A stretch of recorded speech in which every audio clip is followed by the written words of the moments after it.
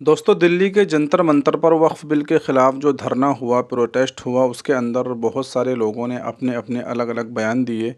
اور ماشاءاللہ تمام ہی لوگوں نے بہت ہی زبردست، بہت ہی بہترین جواب دیے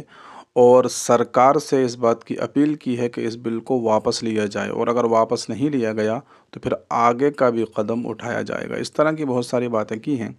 لیکن ایک بیان جو بہت زیادہ چرچا میں ہے اور جس کی بہت زیادہ تعریف ہو رہی ہے، وہ ایک بیان ہے مولانا عمرین محفوظ رحمانی صاحب کا۔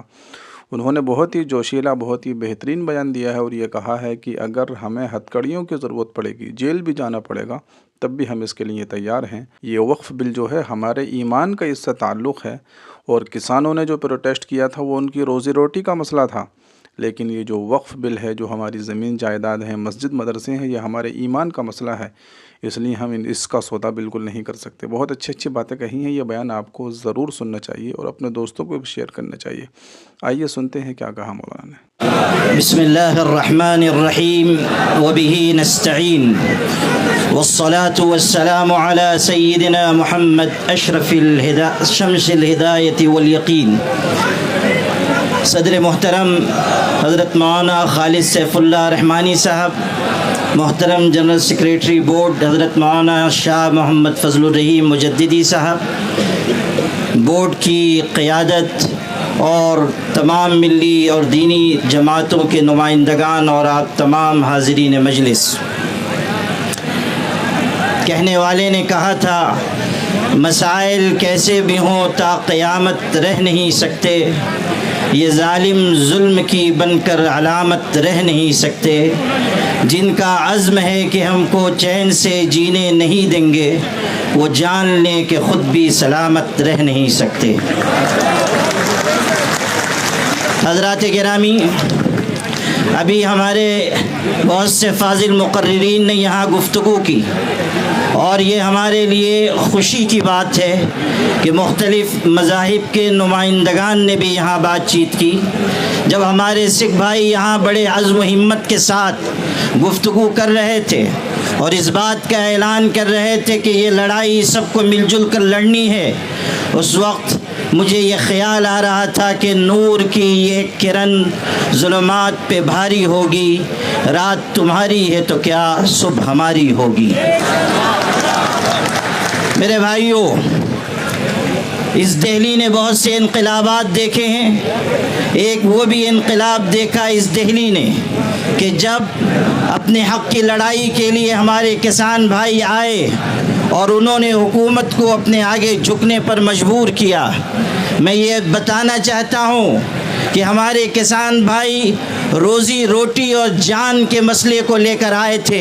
وقف کا معاملہ ہمارے ایمان کا مسئلہ ہے، اس لیے ہم کسی بھی قیمت پر اس میں حکومت کی مداخلت برداشت نہیں کریں گے۔ میرے بھائیوں، اس ملک کا جو رخ اور رویہ ہوتا چلا جا رہا ہے اور ملک میں برسر اقتدار طبقہ جس راستے پر جا رہا ہے، اس سے ملک کے باشندوں کی تشویش بڑھتی جا رہی ہے۔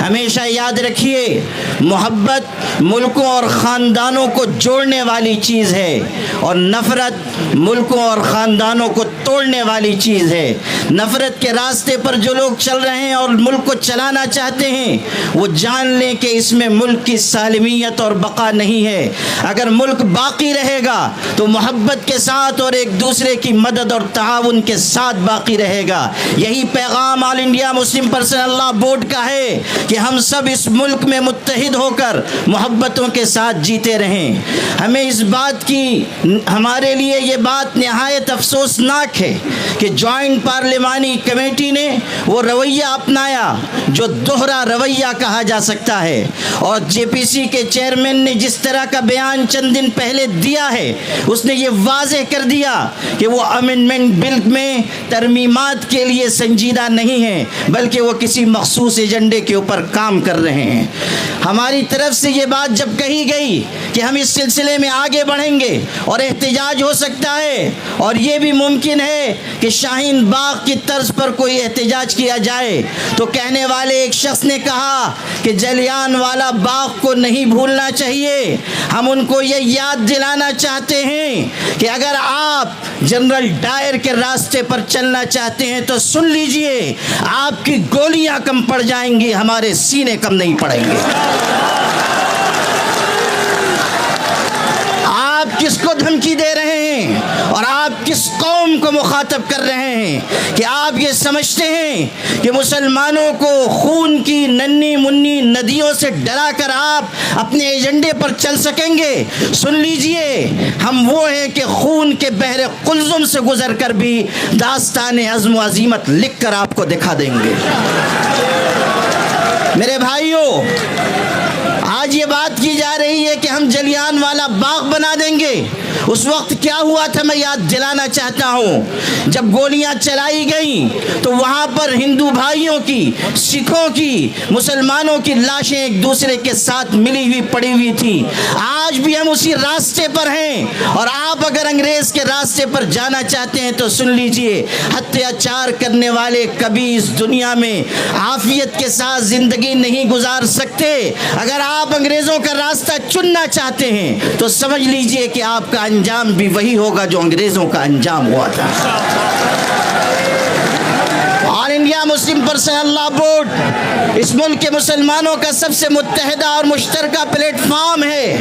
اگر وہ یہ آواز دے رہا ہے کہ وقف ترمیمی بل کو واپس لیا جائے تو حکومت کو اس بل کو واپس لینا چاہیے. یہ مت سمجھیے کہ صرف چند ہزار مسلمان جمع ہوں گے اور بات مکمل ہو جائے گی. آل انڈیا مسلم پرسنل لا بورڈ آواز دے گا تو پورے ملک کے مسلمان, بلکہ انصاف پسند شہری مسلم پرسنل لا بورڈ کی آواز کے ساتھ آواز ملائیں گے. اس لیے آپ سب بھی اس بات کا ہاتھ اٹھا کر عزم کیجئے کہ مسلم پرسنل لا بورڈ جس تحریک کا بھی اعلان کرے گا آپ سب اس کا بھرپور طریقے سے ساتھ دیں گے.